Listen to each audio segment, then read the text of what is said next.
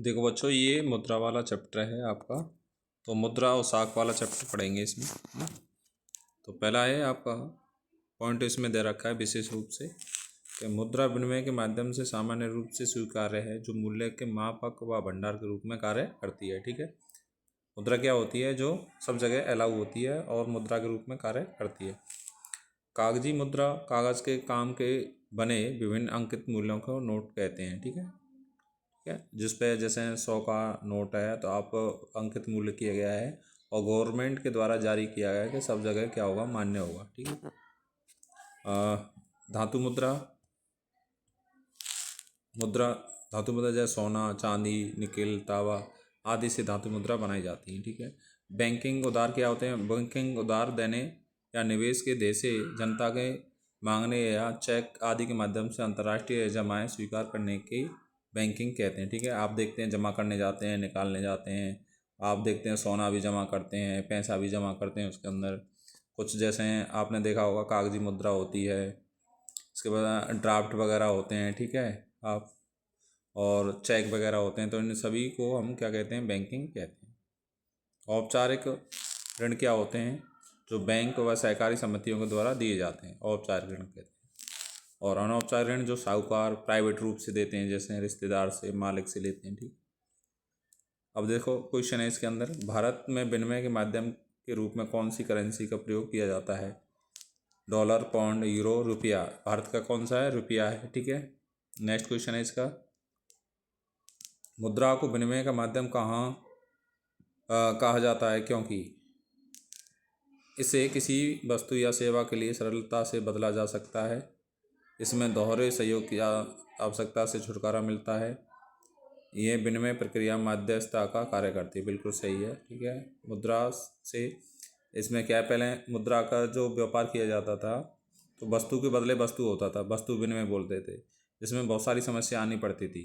जैसे को जिस चीज़ की ज़रूरत होती है वो उसको नहीं मिल पाती थी, तो हम अब मुद्रा के माध्यम से कोई भी चीज़ अपने आप में खरीद सकते हैं सरलता से।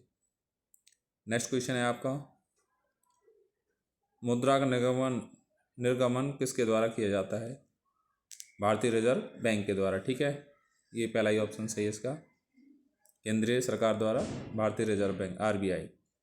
साख के औपचारिक साधनों में नहीं आता है, बैंक नहीं आती है, सहकारी समिति नहीं आती है, कर्मचारी नहीं आता है, टोकसाई भी नहीं, तो इसमें से कर्मचारी नहीं आता है। ठीक है, बैंक भी आती है, सहकारी समितियां भी आती हैं।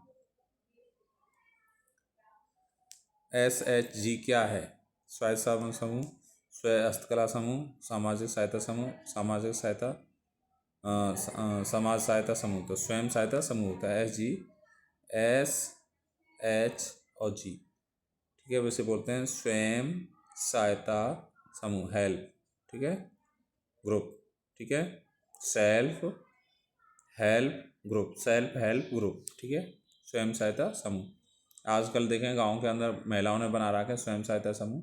ठीक है, करेंसी मुद्रा का रूप है, सबसे पुराना है, आधुनिक है, दोनों हैं।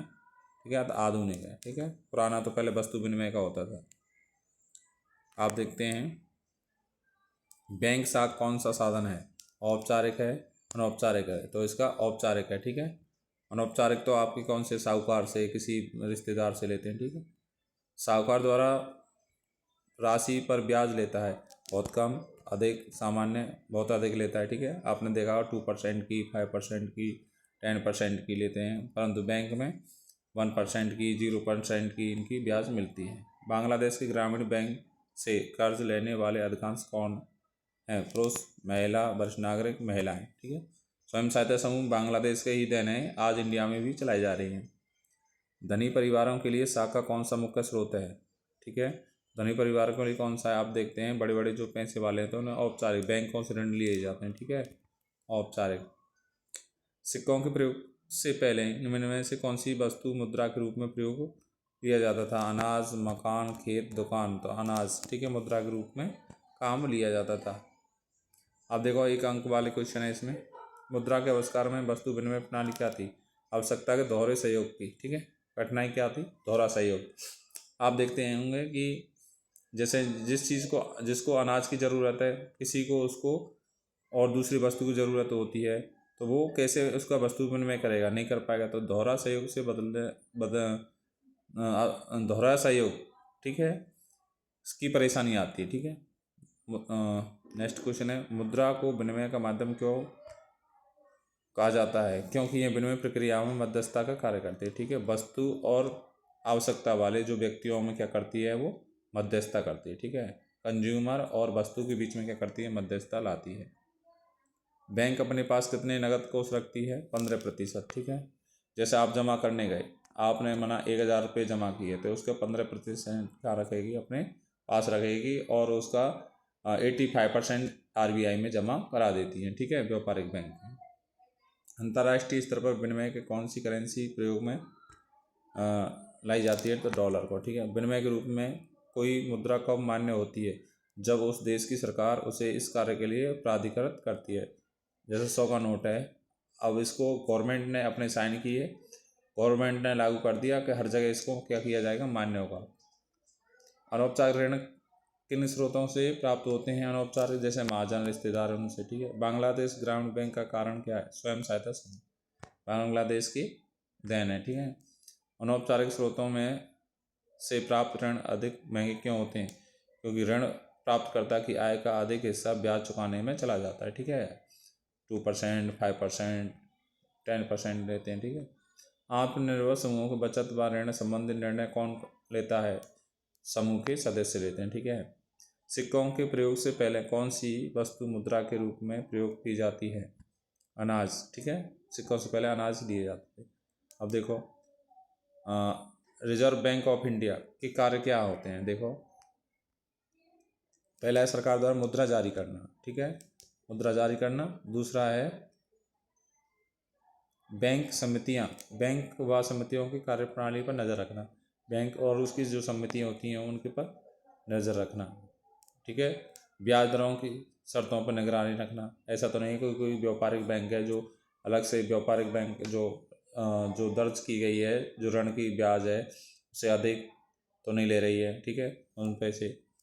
या बैंक कितना नगद शेष अपने पास रखे हुए है, उसकी सूचना भी तैयार करती है, ठीक है। कितना उस बैंक ने कितना पैसा रखा है, कितना रखना है उसको। ऋण किस प्रकार वितरित किए जा रहे हैं, इस पर नज़र भी रखती है, कैसे नज़र दिए जा रहे हैं, ठीक है। समर्थक ऋणदार क्या होता है? उदाहरण दीजिए। उधारदाता उधार प्राप्तकर्ता से समर्थक ऋण के रूप में परिसंपत्तियों की मांग करता है, जिन्हें बेचकर वह अपनी ऋण राशि की ऐसी वसूली कर सकें, ठीक है। ये परिसंपत्तियां समर्थक ऋणदार कहलाती हैं, जैसे कृषि भूमि, जेवर, मकान, पशुधन, जमा बैंक, ठीक है, आदि पर क्या देता है, वो ऋण देता है।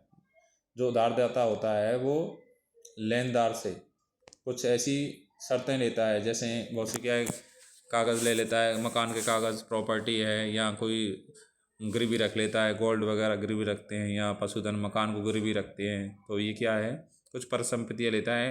अगर वो ऋणदाता को, जो लेनदार होता है, अगर वो पैसा नहीं चुकाएगा तो वो उसको बेचकर अपनी संपत्तियाँ की भरपाई कर सकता है। साख के औपचारिक और अनौपचारिक विशेषताएं ये बताइए। अभी पढ़ा था हमने औपचारिक ऋण क्या होते हैं, ठीक है। इनमें ब्याज ज़्यादा, इसमें ब्याज कम, इसमें ब्याज ज़्यादा होती है। इसमें शोषण नहीं होता है, इसमें शोषण होता है, ठीक है। वापसी का कोई दबाव नहीं होता है, इसमें वापसी का ज़्यादा दबाव होता है। क्या कारण है कि कुछ व्यक्तियों व समूहों के बैंक कर्ज देने के लिए तैयार नहीं होते हैं? ग्रामीण बैंक अनुपस्थिति होती है, समर्थक ऋणदार ना होना, ठीक है, उनके पास कोई प्रॉपर्टी वगैरह नहीं होती। समर्थक का मतलब प्रॉपर्टी नहीं, ज़रूरी कागजात ना होते हैं, ऋण की शर्तें पूरी नहीं कर पाते हैं, ठीक है, इस कारण से उन्हें परेशानी आती है। वस्तु विनिमय की कुछ सीमा बताइए, ठीक है। वस्तु विनिमय के लिए दोहरे सहयोग की शर्तों को पूरा आवश्यक होना जरूरी है, ठीक है। धन मूल्य के संचय करने में कठिनाई आती है, ठीक है, ये कठिनाइयाँ, समस्या आती हैं, ठीक है, वस्तु विनिमय, है ना। अविभाज्य वस्तुओं का विनिमय कठिन होता है, आप विभाजित नहीं कर सकते। माना एक भैंस ली, तो भैंस को आप 2 टुकड़ों में थोड़ी कर सकते हो। वस्तु के भविष्य के प्रयोग के लिए संग्रहित करने लंबे समय तक कठिन होता है, तो उसको लंबे समय तक आप नहीं कर सकते, ठीक है, ख़राब हो सकती है, ठीक है, कुछ भी हो सकता है। सेवाओं का मूल्य निर्धारण विनिमय में कठिनाई आती है, ठीक है, सेवाओं का निर्धारण नहीं कर सकते, जिसको जो ज़रूरत होती है वो उसी को देता है। इसमें एक क्या सलीम व सफना दोनों के लिए ऋण एक सी परिस्थितियाँ उत्पन्न करता है। व्यक्त करें।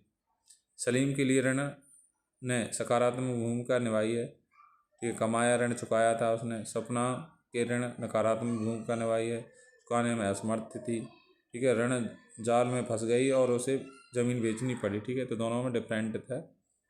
कर्ज जाल कब उत्पन्न होता है? उदाहरण, जब कर्जदार अपना पिछला ऋण चुकाने में समर्थ हो, ठीक है, पुराने कर्ज चुकाने के लिए नया कर्ज लेता है, फिर ठीक है वो क्या है, जाल में फंस जाता है, उसके पास परिसंपत्तियाँ बेचनी पड़ती हैं, आर्थिक स्थिति मदर बदतर हो जाती है उसकी, ठीक है। जैसे पुराना ऋण रखा हुआ है, पुराना कर्ज है, फिर दोबारा से नया कर्ज ले लिया, तो पुराने और नए को चुकाने में उसको बहुत सारी समस्याएं आनी पड़ती हैं, उसे अपनी परिसंपत्तियाँ भी बेचनी पड़ती हैं, ठीक है। ऋण की शर्तें किसे कहते हैं? ऋण की शर्त किसे कहा जाता है? ठीक है, ऋण की शर्त ये होती है ब्याज दर इतनी लूँगा, ठीक है, समर्थक ऋण दर, जैसे आपने देखा होगा कुछ शर्त लेता, कंडीशन लेता है, गोल्ड दो या ज़मीन के कागजात दो, ठीक है, आवश्यक कागजात है वह, ठीक है, ऋण की शर्तें कहा जाता है, ठीक है। गरीबों के लिए स्वयं सहायता समूह संगठन के पीछे विचार क्या थे? ठीक है, तो ये विचार हैं कार्य के लिए प्रेरित करना, स्वरोजगार करना, शोषण बचाना, कर्जदार को कर्ज जाल से बचाना, ठीक है, महिलाओं को स्वावलंबी बनाकर रोजगार के लिए अवसर उपलब्ध कराना, ठीक है। तो ये भारत में औपचारिक ऋण क्षेत्र को विस्तृत करना क्यों आवश्यक है? ठीक है, कि अनौपचारिक ऋण से वो लोग क्या हो जाते हैं, शोषण हो जाता है, ब्याज दरें निश्चित उच्च कर देते हैं, गरीब अशिक्षित लोग अपनी ऋण जाल से फंस जाते हैं, ठीक है, आपने देखा हो इस चीज़ को। अपने आप को आत्मनिर्भर बनाना, ठीक है, छोटे कर्जदार को आसानी से ऋण उपलब्ध कराने के लिए, ठीक है। मुद्रा का अर्थ होता है कार्य का वर्णन करना, नोट और सिक्के, ठीक है, सब जगह क्या करती है, कार्य करती है। जैसे मूल्य का मापन करती है, मूल्य का संचय करती है, स्थिति का भुगतान करती है, साख का आधार होता है, राष्ट्रीय का वितरण भी करती, तरलता प्रदान करती है, ये ठीक है, इसके कार्य हैं मुद्रा के, ठीक है, मूल्य मापन करना, संचय करना, मूल्य का स्थितिगत भुगतान का मान, साख का आधार, ठीक है, राष्ट्रीय आय का वितरण, तरलता प्रदान करना, ठीक है, ये सभी होते हैं। गृह ऋण लेने के लिए ऋणी को कौन कौन सी औपचारिकता करनी पड़ती हैं? पहले उसे आय के स्रोत का प्रमाण पत्र देना होता है, ठीक है, गृह ऋण लेने के लिए रोजगार का रिकॉर्ड देखना पड़ता है, ठीक है, नए मकान के कामकाज को बैंकों को सौंपना होता है, ठीक है, बैंक संतुष्ट नहीं होता है तो वह 2 व्यक्तियों की गारंटी भी लेता है और गारंटी देने वालों से ऋण का भुगतान लिया जाता है, ठीक है, जब नहीं चुकाएगा तो गारंटी वाले से। औपचारिक साख और निरौपचारिक साख आपने पढ़ ली है, ठीक है, ब्याज का में इसमें ब्याज अधिक, ठीक है, शोषण है इसमें शोषण कम, ठीक है, तो ये आपने क्वेश्चन पढ़ लिए हैं। ग्रामीण क्षेत्र में साख कौन से स्रोत हैं? ठीक है, तो 2 हैं इसके अंदर, देखो औपचारिक तो होते हैं, आपने देखो बैंक, सहकारी समिति, अनौपचारिक सहकार, तो ग्रामीण क्षेत्र में ज़रूरत तत्काल मिल जाते हैं, ठीक है, अनौपचारिक से, और औपचारिक से क्या कागज़ कार्रवाई उसकी शर्तें भी रखी जाती हैं तो बहुत टाइम लगता है, इसलिए लोग बाग अनौपचारिक से ज़्यादा ऋण लेते हैं, ठीक है, भारत में, क्योंकि अधिक कम ब्याज मिलती है, ब्याज पे मिल जाता है, ठीक है, अनौपचारिक में ऋणदाता की अपेक्षा ज़्यादा फायदा मिलता है, ठीक है, कम ब्याज होती है। क्या कारण है कि बैंक कर्जदार को कर्ज देने के लिए तैयार नहीं होती? क्योंकि कुछ कमियां होती हैं, एक तो ग्रामीण क्षेत्र में बैंक ना होना, दूसरी बात ज़्यादा मुश्किलें आना कर्ज लेने में, कागज़ लाओ, इसका ये लेकर आओ, इसकी ये संपत्ति लेकर आओ, इसकी ये चीज़ लेकर आओ, ठीक है, वक्त संपत्ति तमाम किस्म के कागजातों की ज़रूरत पड़ती है, ठीक है, और गरीब परिवार ऋण को बैंक नहीं देता है, ठीक है, आपने देखा होगा इस चीज़ को। किसी देश की अर्थव्यवस्था मुद्रा क्या भूमिका निभाती है? ठीक है, देश की अर्थव्यवस्था मुद्रा की मुख्य भूमिका मानव के प्रत्येक कार्य में धन उपयोग किया जाता है, ठीक है, मुद्रा के बिना लेन देन करना कठिन कार्य होता है, ठीक है, मूल्य की एक इकाई है, स्थगित भुगतान मानक है, मूल्य का ठीक है, ये आपने पढ़ लिया, वस्तु विनिमय क्या है, सीमा है, ठीक है। ये पढ़ लिया है हमने, ध्यान से पढ़ लेना। तो ये आपकी मुद्रा और साख वाला चैप्टर है, ठीक है।